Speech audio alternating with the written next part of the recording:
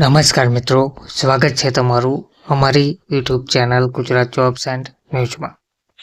મિત્રો, અખિલ ભારતીય રાષ્ટ્રીય શૈક્ષિક મહાસંઘ ગુજરાત દ્વારા જૂની પેન્શન યોજના અને અન્ય બાબતોને લઈને મહત્વપૂર્ણ બેઠક યોજાઈ છે.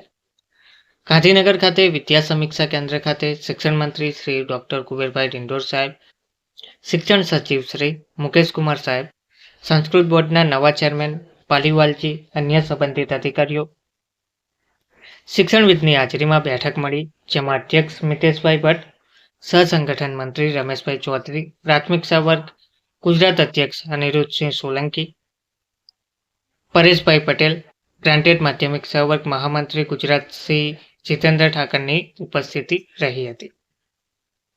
તો એકમ કસોટી સંદર્ભે સંગઠનને કરેલ સર્વેના તમામ ડેટા વિશ્લેષણ બાદ સંકલન કરેલા તારણો રજૂ કરી ચર્ચા કરવામાં આવી. વિદ્યા સમીક્ષા કેન્દ્ર ખાતે બેઠકમાં સૌના સૂચનો મળી રહે તે માટે સંગઠનની માંગ અનુસરવા આગામી સમયમાં નિર્ણય કરી યોગ્ય નિર્ણય કરવામાં આવે તેવી માંગ કરવામાં આવી. આમાં સકારાત્મક થાય તેવી પૂરી શક્યતાઓ છે.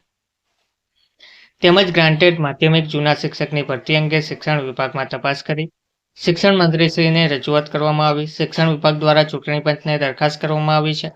ચૂંટણી પંચના નિર્ણયને આધીન આગામી પ્રક્રિયા હાથ ધરાશે. આ પ્રક્રિયા ઝડપથી પૂર્ણ થાય તે માટે વિશેષ પ્રયત્ન સંગઠન દ્વારા થઈ રહ્યા છે. જેમાં જૂની પેન્શન યોજનાનું વિગતવાર નોટિફિકેશન બહાર પડે.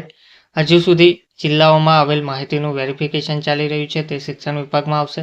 ત્યારબાદ નાણાં વિભાગમાં જશે. આગામી સમયમાં નાણામંત્રીને મળી આ પ્રક્રિયા ઝડપથી થાય તે અંગે રજૂઆત કરવામાં આવશે. જીપીએફના ખાતા ખોલવા માટે નોટિફિકેશન ખૂબ જ જરૂરી છે, જેની સંગઠને પહેલાં રજૂઆત કરેલ છે. આગામી સમયમાં પુનઃસ્મરણ કરાવીશું. છતાં પણ આમાં સમય લે તેવું લાગશે તો આગામી રાજ્ય કારોબારીમાં આ અંગે નિર્ણય થશે તેવું કહેવામાં આવ્યું છે. શિક્ષણ વિભાગ દ્વારા તારીખ 1/4/2005 પહેલા જાહેરાત આવેલ કર્મચારીઓનો ડેટા તથા તેનો નાણાકીય ખર્ચની માહિતી પણ મંગાવવામાં આવેલ છે. તેમાં પણ મંત્રીશ્રીઓએ આપેલ બાંહેધરી અનુસાર સકારાત્મક થાય તે અંગે ફોલોઅપ થઈ રહ્યું છે. સરકારી માધ્યમિક અને ઉચ્ચતર માધ્યમિક શાળાના શિક્ષકોના બદલીના નિયમોમાં ફેરફાર માટે કમિશનર કચેરીની દરખાસ્ત શિક્ષણ વિભાગમાં પહોંચી છે. જેમાં કમિશનરશ્રીની કચેરી સાથે ચર્ચા બાદ શિક્ષણ વિભાગ દ્વારા પ્રક્રિયા આગળ વધશે. ગ્રાન્ટેડ પ્રાથમિક શાળાના શિક્ષકોના ફાજલના કાયમી રક્ષણની ફાઇલ મુખ્યમંત્રી કક્ષાએથી ઝડપથી નિર્ણય થાય તે અંગે રજૂઆત કરવામાં આવી છે.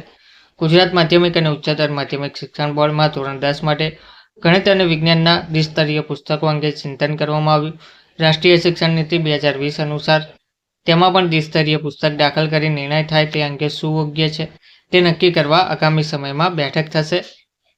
અને સરકાર દ્વારા જાહેર થયેલ સરકારી તથા ગ્રાન્ટેડ પ્રાથમિક માધ્યમિક તથા ઉચ્ચતર માધ્યમિક વિભાગમાં ભરતી કેલેન્ડર અનુસાર ભરતી કરવામાં ખૂબ જ વિલંબ થઈ રહ્યો છે. આ પ્રક્રિયા ઝડપથી પૂર્ણ થાય તથા આગામી સમયમાં પડતી ખાલી જગ્યાઓ માટે પણ અત્યારથી જે કામ શરૂ થાય તે અંગે શિક્ષણ સચિવશ્રીને ભારપૂર્વક રજૂઆત કરવામાં આવી છે. કેન્દ્રીયકૃત ભરતીથી જ્ઞાન સહાયક પૂરતા પ્રમાણમાં મળતા નથી.